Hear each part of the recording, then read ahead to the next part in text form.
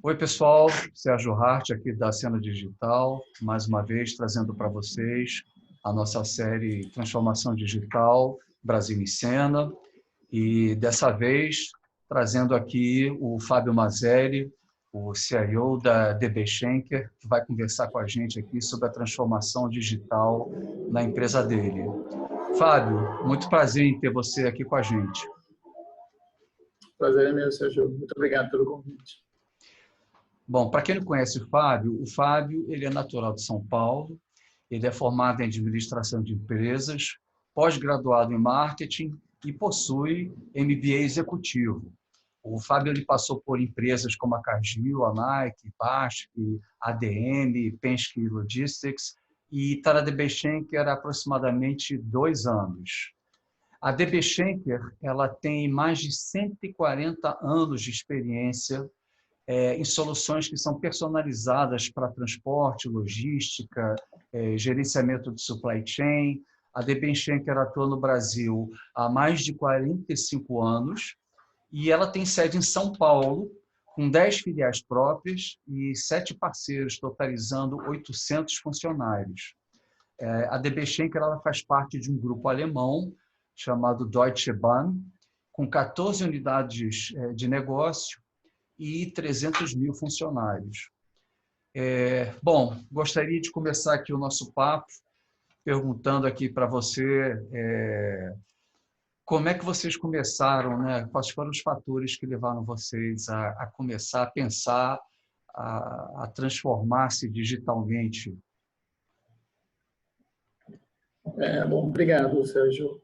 É, o início já faz algum tempo, não é recente, anterior mesmo até a minha entrada na DB Schenker. E basicamente foram três drivers aí que motivaram essa transformação, né? O primeiro driver é o próprio driver de crescimento do negócio, né? Então, estar presente nos principais mercados, com foco nos clientes, e observando as tendências de mercado. Então, isso é fundamental.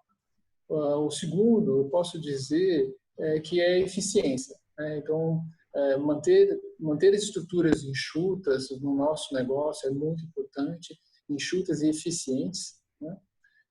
E isso somente através de inovação, não tem outra maneira, né? E trazendo sempre uma abordagem criativa nesse processo. E o último, mas não menos importante, é a própria cultura, né? Eu acho que a transformação está no DNA da empresa. Ela entende que para ser competitiva nesse mercado é necessário ter essa cultura interna dentro dos funcionários para que isso tenha eco, né, em todas as suas ações, em todas as suas mercados e organizações, chegando até o cliente. Então, eu Entendi. talvez resumi nesses três grandes focos aí. Entendi. Perfeito. Eu acho que a gente sempre tem pressões externas, né, e tem pressões internas Sem também que a dúvida. gente tem que atender. Bom, uma vez vocês tendo esses drivers e tendo olhado o mercado, como é que vocês então se estruturaram, tanto do ponto de vista estratégico quanto organizacional de TI? Você pode falar um pouco para a gente como é que foi essa organização, essa estratégia? Claro. Bom, a estratégia é simples, é combinar esse crescimento, né, sustentável da empresa e dos negócios com inovação. Essa é basicamente a estratégia toda por detrás de toda essa transformação. De que maneira a gente, né, organizou isso, né, ou trouxe uma governança para isso?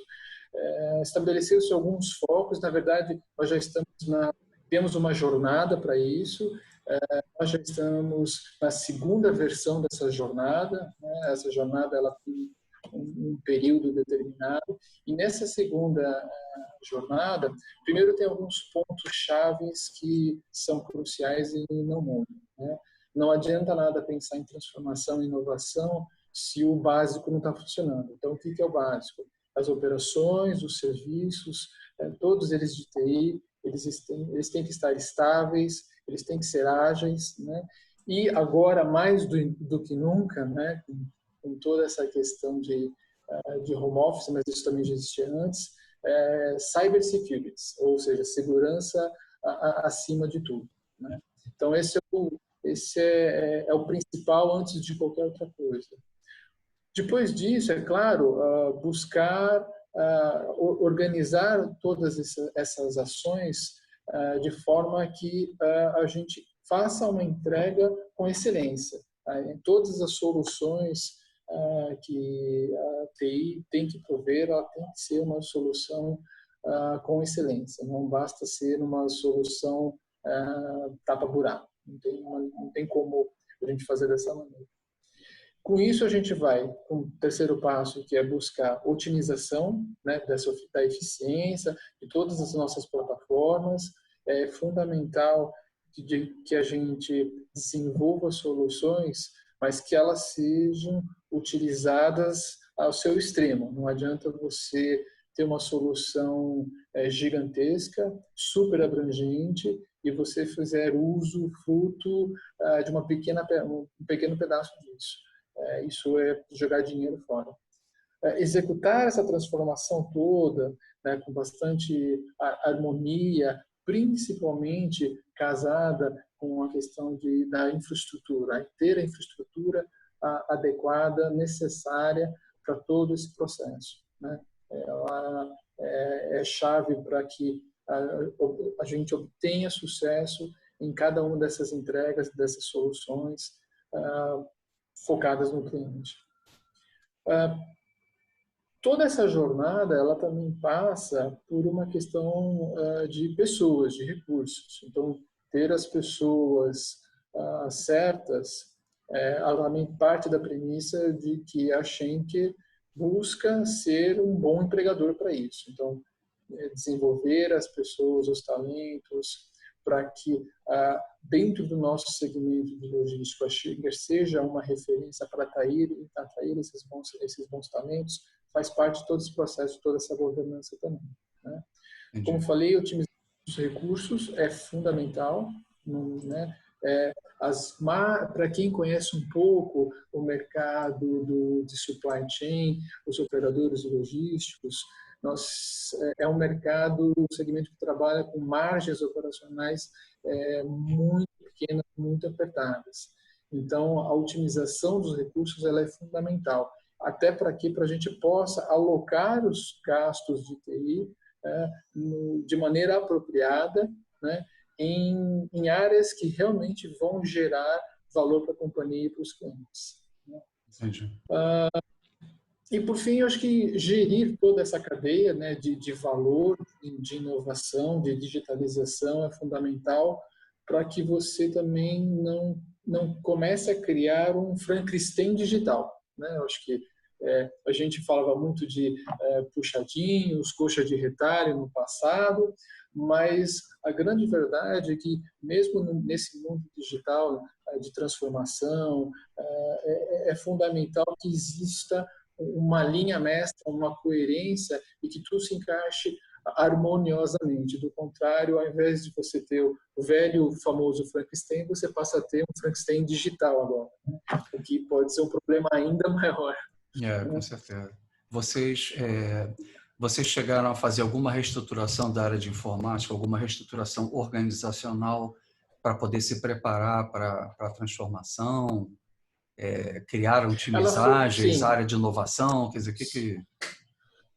Foi feita uma organização. Eu, quando cheguei, essa organização ela já existia e ela é muito simples. Ela está basicamente dividida entre a TI tradicional, né, aquela responsável em gerir os produtos, as soluções, fazer as implementações, as integrações e conexões entre cada uma dessas plataformas, né?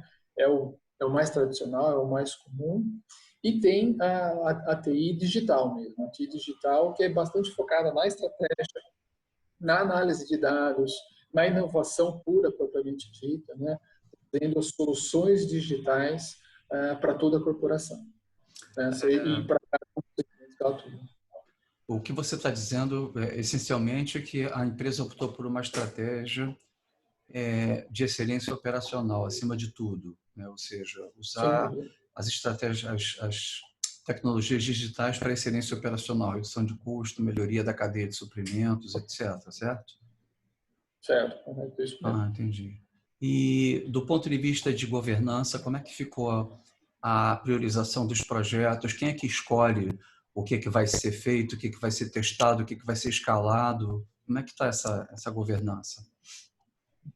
Hoje existe um comitê, né, ele é formado pela liderança sênior, e isso é compartilhado entre todas as unidades de negócio. Elas estão alinhadas com o objetivo de negócio naquele momento da empresa, né? Nós temos várias frentes, na verdade. Então, como nós atuamos no aéreo, no marítimo, no rodoviário, em armazéns, então existem frentes paralelas para isso, e dentro daquele pilar, dentro daquele segmento, existe uma priorização de atividades. Como falei, projetos que tragam maior eficiência, maior produtividade, gerem maior competitividade, market share, são projetos que saem na frente, né? São projetos que têm um peso, uma relevância maior, principalmente porque nosso segmento, nosso produto é o serviço, né? E nós não conseguimos prestar nenhum dos nossos serviços sem a tecnologia e agora cada vez mais sem a inovação. Agora, vocês têm várias unidades de negócio e vários modais diferentes, né? É a mesma estrutura de informática que atende a todo mundo. Você consegue se desdobrar em 4 ou 5 aí para poder atender essas demandas todas? Como é que é esse milagre aí?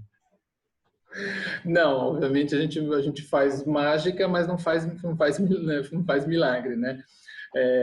O que a gente faz é priorizar, como falei, essas ações, essas demandas, né?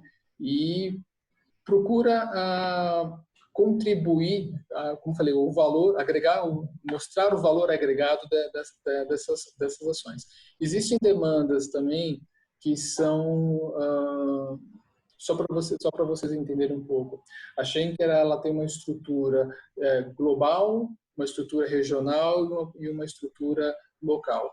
Então, existem projetos onde globalmente ele é definido e é cascateado isso para todas as regiões. Alguns projetos regionais que focam em demandas específicas e os projetos locais. Então, nosso papel local aqui é harmonizar todas essas demandas. É óbvio, às vezes acaba tendo um peso maior, porque globalmente há necessidade de que todas as unidades do mundo elas promovam ou implementem a mesma solução por um simples fator, né? Nós fazemos agenciamento de carga em diversos modais. Então, não adianta eu operar numa plataforma aqui no Brasil se o meu parceiro na China tem uma outra plataforma. Então, essa comunicação ela começa a ficar muito quebrada, interrompida. Então, dentro dos processos que envolvem todos os nossas empresas ou regiões onde nós atuamos, é fundamental que a gente tenha essa mesma comunicação. E aí depois cada região, cada país adiciona isso, essa parcela de priorização dentro dos projetos para cada um dos países, até porque existem demandas específicas, porque existem clientes específicos também.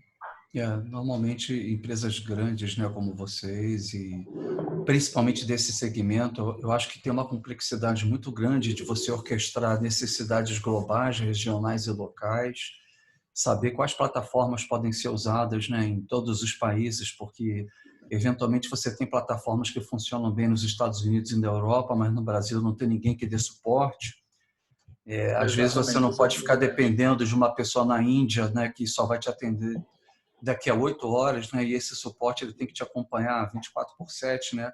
Eu acho que é de uma complexidade bastante alta, né? Isso, quanto mais digital e quanto mais internacional você fica nesse aspecto. Né? Sim. O Não, que... e a Schenker tem esse cuidado, desculpa te interromper, mas a Schenker tem esse Claro. cuidado justamente por isso, porque ela entende que, à medida que ela também avança em plataformas globais, é mandatório, né, para ela ter esse suporte, esse back-office por detrás, porque senão, realmente, como você falou, de nada vai adiantar ter uma plataforma excelente, mas que no momento que eu precisar de um suporte, ela não funciona. Então, toda vez que há uma plataforma global que a gente passa a utilizar, ela vem junto com toda uma gama de suporte também, atendendo às demandas de cada um do país, principalmente horário, fuso horário, esse tipo de coisa. Você acha que está havendo um aumento de soluções globais em detrimento das locais ou vice-versa, no caso da Schenker? E no caso da Schenker, bom, eu já passei por várias empresas, como você mencionou, e a minha experiência diz que isso é cíclico, né?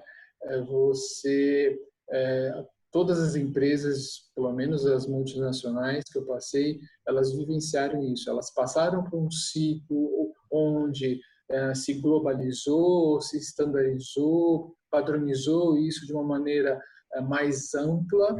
É. Foi necessário atender demandas específicas e isso começou a ser pulverizado e chegou num nível de pulverização que precisou se novamente padronizar e juntar. Então, eu entendo que são ciclos. Achei que ele está num ciclo, sim, de globalização, porque justamente ela veio de um outro ciclo há uns 4 ou 5 anos atrás, onde realmente ela tinha soluções muito mais pulverizadas. Mas, novamente, para esse segmento, essa padronização ela tem, no meu entendimento, um ganho adicional, porque, como eu falei, eu preciso Sim. conversar com a Shenk na Índia, eu preciso conversar com a Shenk na China, no Japão, nos Estados Unidos. Então, o core é padronizado e você depois consegue plugar aí algumas outras soluções, ou regionais ou locais, mas sem perder esse core, né? O carro-chefe da empresa. Entendi. Do ponto de vista de resultados obtidos, o que você pode compartilhar com a gente aí Olha, nesses 2 foram bons anos? resultados. Foram bons resultados. Como eu falei, alguns já vinham acontecendo até mesmo antes da minha entrada. Eu acho que uma coisa que foi implementado ou melhor, uma coisa que está sendo implementado, e isso vai de encontro a essa transformação, é um movimento totalmente cloud-based. A Schenker, ela está nesse movimento de cada vez mais é, é, olhar para suas soluções ou soluções externas, mas na nuvem. Não tem, é um caminho, pelo menos eu entendo, sem volta nesse momento, e ela está nessa jornada, como você falou, ela é uma empresa muito grande, então não é uma mudança do dia para a noite. Eu acho que, como todas as outras empresas, também existem sistemas legados que não estão preparados para essa jornada. Então, é um ciclo longo, mas contínuo desses últimos 2 anos. Isso tem sido contínuo e temos um plano ainda para continuar por mais algum tempo. Um outro resultado que nós obtivemos e fizemos foi, e isso, os frutos, eu diria, que nós estamos colhendo agora, principalmente até por conta de toda essa pandemia, nós fizemos uma padronização, isso realmente em termos globais, de todo o workplace dos funcionários, seja tanto no hardware como no software. Então, isso permitiu uma colaboração única e muito maior entre todos os funcionários, o que está nos permitindo agora também a trabalhar em home office. Nós estamos com 95% dos funcionários trabalhando em home office. Os 5% que não estão é porque a característica do trabalho não permitia. Nós temos pessoas que trabalham em armazéns, então não haveria como trabalhar isso, pessoas que ainda precisam entregar documentações nos órgãos governamentais, mas o restante nós conseguimos trabalhar em home office justamente por conta da plataforma também. Constantemente, a empresa já está fazendo investimentos em centros de pesquisas próprios, né? Nós temos 2 laboratórios de desenvolvimento de soluções.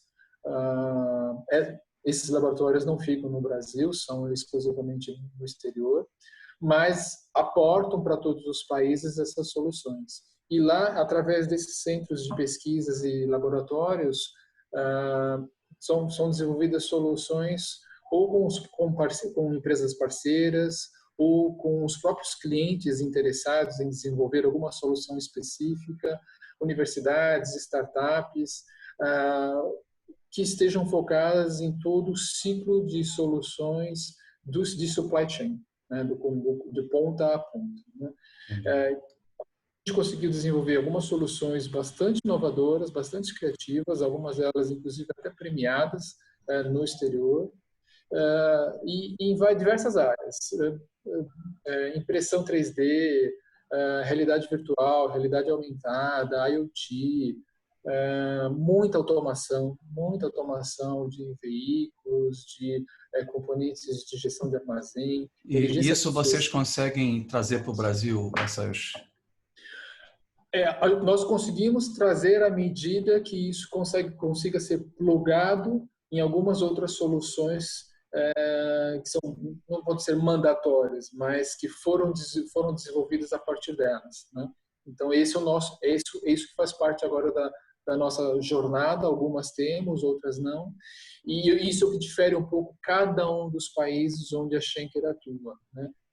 Depende do nicho, depende do momento, depende de questões financeiras também de cada um dos países, mas todas elas estão disponíveis e são fomentadas globalmente para serem cascateadas em todos os níveis. Entendi. Interessante. E do ponto de vista dos desafios, né? Que desafios vocês enfrentaram ou estão enfrentando para poder implementar essa cultura, essa forma de trabalhar, né? Essa transformação? Olha, boa pergunta. Começam por desafios, eu diria que até socioeconômicos, até tecnológicos, ou humanos, vamos dizer assim. O nicho que nós atuamos, nós trabalhamos cada vez mais com mercados extremamente globalizados. Então, nós temos percebido isso. O que acontece lá na relação entre China e Estados Unidos afeta o nosso comércio exterior, ou nosso processo de importação e exportação. A cadeia de suprimentos, de uma maneira geral, ela está cada vez mais ficando robusta e, ao mesmo tempo, complexa, né? Então, isso exige um cuidado e uma atenção cada vez maior, né? Eu já tenho trabalhado nessa cadeia de supply chain há alguns anos, o que eu venho percebendo é que, de alguns anos para cá, as empresas começaram realmente a focar na cadeia de suprimentos. Porque até então se focava no produto, na produção, na fabricação, no estoque, na venda. E tudo isso, ao longo dos anos, a indústria foi otimizando, foi melhorando e foi deixando de lado lá um negocinho chamado cadeia de supply chain dele, ou logística, né? E aí ele começou a perceber que, poxa, eu já cortei aqui, cortei ali, reduzi ali, agora tem uma caixinha preta aqui chamada logística, que isso está consumindo aqui 5% do meu faturamento, 10%, enfim. E a partir de então é que houve o boom, né, principalmente aqui no Brasil, né, com os operadores logísticos. Então, essa cadeia está ficando mais sofisticada, né? Isso também é um grande desafio para todos nós que estamos atuando. O cenário também econômico, ele está muito mais competitivo, né?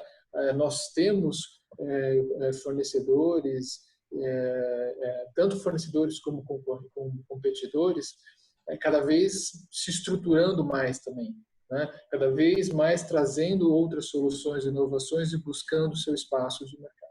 Então, toda essa disrupção, vamos chamar assim, digital, né? Ela começa a acontecer, está acontecendo cada vez num tempo menor, né? Cada vez você, agora está na moda a gente usar o termo pivotar, né? Então cada vez mais as empresas estão pivotando mais rapidamente, né? E isso, olhando para uma empresa que tem uma escala mundial, global, como a da Schenker, é mais complexo ainda, porque cada região, cada país, ela tem uma realidade, como eu falei, está às vezes num estágio diferente.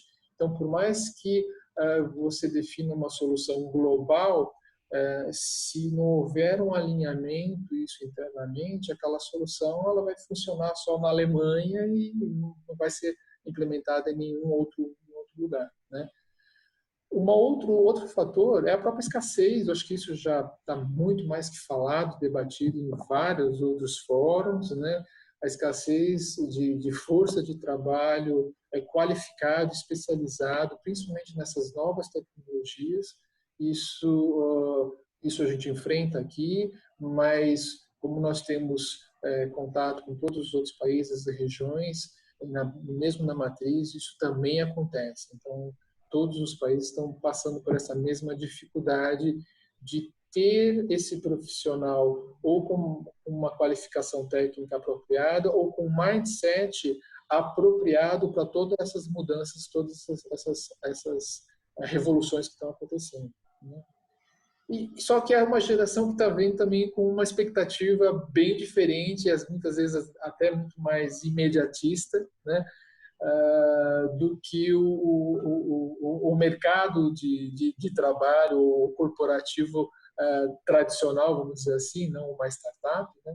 Ela tem para oferecer. Então, são essas, acho que as maiores dificuldades para manter isso rodando, né? Porque a gente não pode parar. Infelizmente, não dá para parar. Vamos parar, esperar um tempo, depois a gente retoma. A gente fica para trás, não tem jeito.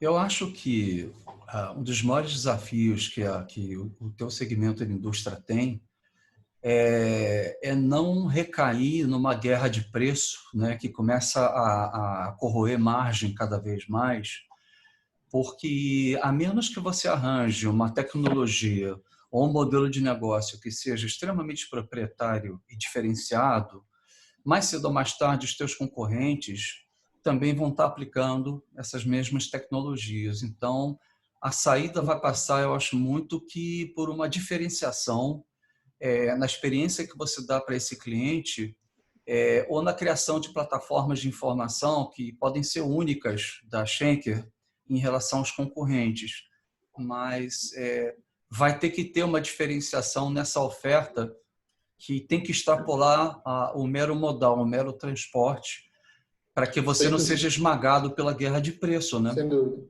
sem dúvida. E não é só na prestação do serviço, eu diria. É na jornada completa do cliente. Sim, sim. Como jornada completa, cliente? É no momento que nós estamos fazendo a prospecção desse cliente, no momento que ele está comprando o serviço, no pós-venda desse serviço e na execução propriamente dito, né, desse serviço completo, né, desse serviço. Então, não basta mais. Nós estamos vivendo tempos, nós já estamos vivendo tempos digitais, né? Talvez agora, com a pandemia, isso aflorou mais ainda para aqueles que ainda não haviam percebido isso, né? Ou que eram até os que eram ainda um pouco incrédulos em relação a isso. Então, nós já vivemos esses tempos digitais, tanto profissionalmente como pessoalmente, né? Então, e os nossos clientes buscam isso, os nossos clientes querem isso, ou porque eles já estão digitais, já estão se digitalizando, né?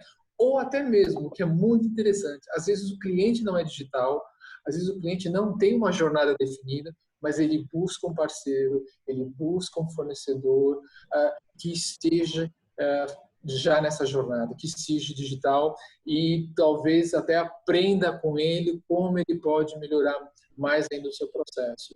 Então, o nosso papel acaba sendo muito além daquele serviço prestado, né? A gente está prestando aquele serviço, mas está atendendo a uma outra demanda que não está escrita em lugar nenhum, não está em nenhuma linha ali do contrato, são outros interesses indiretos, mas que acabam sendo supridos também por todo esse processo. Exatamente. Isso porque o valor que vocês agregam, ele extrapola o físico, o transporte físico das mercadorias, né? Vocês agregam muito mais valor do que isso. E isso me faz pensar numa coisa interessante, que é o seguinte: a Amazon, ela cadastrou uma patente que é consequência de toda a inteligência artificial que ela tem usado desde que ela foi criada em 95, né? Com mais de 100, sei lá, centenas de milhões de clientes pelo mundo. Nós temos um modelo convencional de venda para entrega posterior, né? E eles cadastraram um modelo baseado em previsão de demanda que tem um grau de assertividade tão alto que eles estão entregando para depois vender. E isso, eu acho que tem um impacto muito grande nas empresas que fazem logística, né? Porque um valor agregado é você chegar ao ponto até de ter previsão de entregas e de encomendas que um cliente for te fazer, você já está lá antes dele já oferecendo isso, né? Então, acho que é isso que a jornada ensina, né? Como você pode prever isso com uma antecedência tal que você se antecipa ao próprio cliente, né? Isso está acontecendo no varejo já, né? Sem dúvida, sem Então, dúvida. são perspectivas bem interessantes. Sem dúvida. E seguindo no mesmo caminho que o próprio varejo já percebeu há alguns anos, o grande tesouro, vamos dizer assim, para o nosso segmento é o dado, é o dado transformado em informação. E essa informação que é capaz, né, de converter em novas ofertas para o cliente, novos serviços, novos mercados que nós podemos atuar, ou até mesmo novos modelos de negócio. Então, o foco que a gente procura dar nessas ferramentas não é simplesmente no transacional, como você me falou, levar. Obviamente, o objetivo é levar a mercadoria do ponto A para o ponto B, mas entre levar a mercadoria do ponto A para o ponto B, existe uma série de informações riquíssimas que você consegue entender, trabalhar e oferecer para esse cliente um outro serviço, uma outra qualidade, que às vezes o meu concorrente não tá oferecendo, ou que até mesmo que o próprio cliente não tinha pensado em usar aquela informação que é dele, que não é nossa, não é dele mesmo, em benefício dele mesmo. Então, o que está por detrás de toda essa transformação digital dentro da Shein é isso, é usar isso em prol do próprio cliente, claro, e obviamente trazendo crescimento para ele. Essa é a definição, vamos dizer assim, correta de transformação digital. Não é simplesmente você fazer, sei lá, produtos e serviços mais automatizados ou mais digitalizados. É você, baseado no teu DNA, você estender o valor que você já oferece para coisas que estavam ali latentes, mas que não estavam sendo aproveitadas, né? Então, isso é que é verdadeiramente a transformação digital. Bom, a gente falou dos drivers, a gente falou de como é que vocês se estruturaram, a gente falou dos desafios, falamos dos resultados. Então, eu gostaria de fazer uma última pergunta para você, que seria em relação às lições que vocês aprenderam ou que estão aprendendo aí no processo. São várias, na verdade, a gente aprende a cada dia, né? Acho que, né, acho que fechando isso que a gente falou, assim, nós não conseguimos atender um cliente digital se nós não agregarmos um valor digital, vamos chamar assim, para ele, né? Então, isso é fundamental e é primordial. Acho que uma coisa que também a gente aprendeu, e acho que várias empresas já aprenderam também, é que nós nunca estamos 100% preparados para tudo e para todas as situações, né? Nessa transformação, nessa jornada, o novo, o desconhecido, ele sempre chega, tem chegado cada vez mais rápido, a qualquer momento, né? E por onde não se espera. E aí, de novo, pegando um exemplo da própria pandemia, por mais que nós tivéssemos nos planejado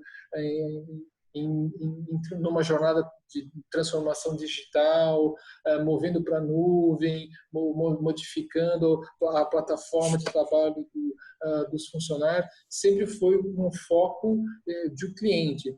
Mas jamais foi pensando, não, talvez dentro de alguns anos possa haver uma pandemia e isso vai ser crítico para a sustentabilidade do nosso negócio.